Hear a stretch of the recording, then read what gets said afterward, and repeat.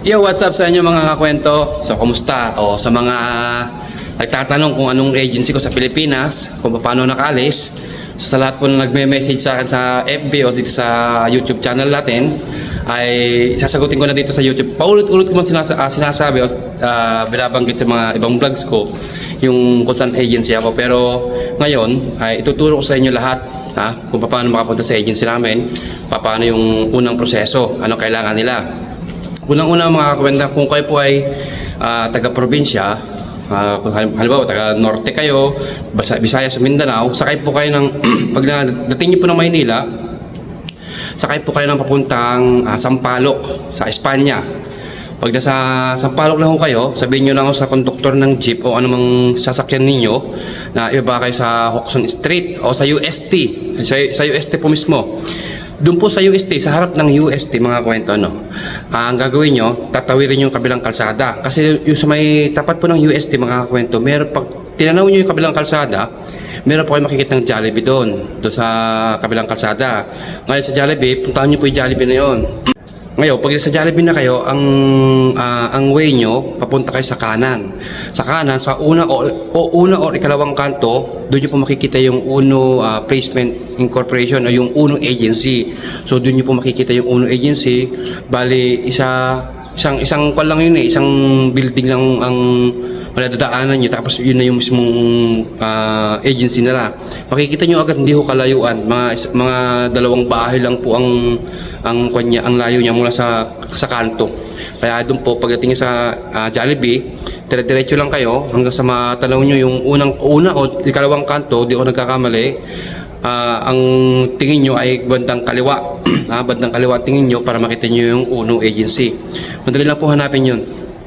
Ngayon, pag nasa agency na ho kayo, ang unang-una nyo kung gagawin siya maglalagbok. Ang unang-una nilang kailangan mga kwento ay yung valid ID ninyo na siyang i-represent nyo sa guard. Kailangan ng guard yun para meron kayong pagkakalanlan. Maglalagbok kayo doon, pipirma ka sa lagbok nila.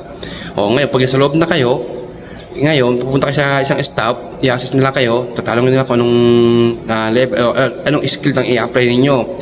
Ngayon, pag sinabi nyo na yung skill ninyo, i-evaluate kayo. Tapos, pagkatapos mo i-evaluate, mag-exam po kayo ng basic. Kaya-kaya nyo po yung exam nila. Konting basic na English at konting basic na mathematics. Ayun, yun po. Ngayon, after nang ma-evaluate, after nyo screening sa skill na ina-apply ninyo, ngayon, kung gusto nyo, magpapamedical po kayo agad, pre-medical po ang tawag doon. Yun po yung i-test po kayo para kung halimbawa kung kayo po ay fit to work sa skill na ina-apply ninyo, para doon pa lang po sa unang pre-medical pa lang po ay makikita na kung kayo po ay walang sakit at fit to work sa skill na ina-apply ninyo, para hindi naman masayang yung pagod at yung kunyo, diba? Ngayon, sa pre-medical po mga kwento, gagastos po kayo kung di ako nagkakamali ngayon, 3,000 hanggang 5,000. Yun po ang unang-una nyo pong pagkakasusan pagka kayo po ay nakapasa sa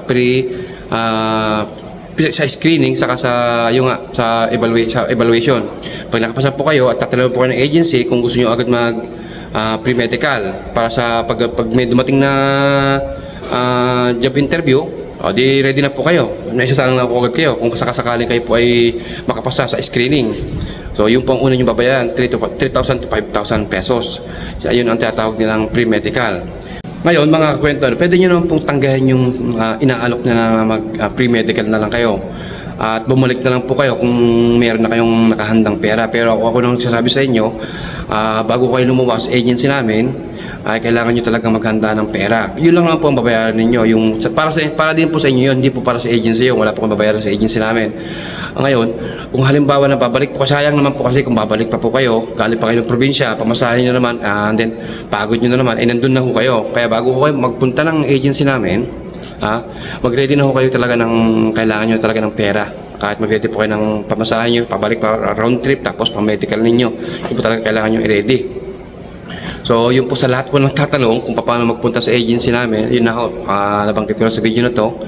Uulitin ko, sakay po kayo na papuntang Sampaloc, baba kayo ng Hoxton Street, dun sa Hoxton Street, o kaya magpababa po kayo sa UST. School po yan, paaralan ng UST. Sa harap ng UST, tawidin niyo po yung kabilang kalsada. Pag natawid niyo na kabilang kalsada, makita niyo na yung Jollibee doon ng pagkalaki-laki. Pag nakaharap po kayo sa mismong Jollibee, harapan niyo yung Jollibee. Ngayon, ang way nyo ay pakanan. Pag nagpakanan po kayo, una o pangalawang kanto, kung di ako nagkakamali, makikita nyo na yung Uno Agency. So, kaliwa lang po tingin ninyo, makikita nyo po yung logo nila. So, yun po. Ngayon, kung tatanungin po kayo ng agency, kung saan nyo nalaman yung agency, may mga agency po talagang gano'n eh. Pwede nyo po sabihin na sa vlog na to, na dati po nakaalis na agency ninyo sa Uno at ngayon nasa Japan. So, yun lamang po. So, sana sa lahat ng mga nagtatanong kung ano yung agency ko, at saka yung requirements po nila, 35 years old sa lakihan, 35 years old pababa. Ayun po. Additional ko na lang para sakasakali na ako. May ID na ho kayo. So, sa lahat po ng nagtatanong dito sa vlog na to, sa Facebook ko man, sana makatulong tong vlog na to. So, good luck po sa inyo. Galingan po ninyo ha. Huwag ko kayo kakabahan. Kayang-kaya nyo po yan. Kayang-kaya nyo po. Basta pagdating sa pangarap, lahat kakayanin. Magtiwala lang po sa sarili nyo at mangyayag kay Diyos. So, salamat. Hanggang sa muli.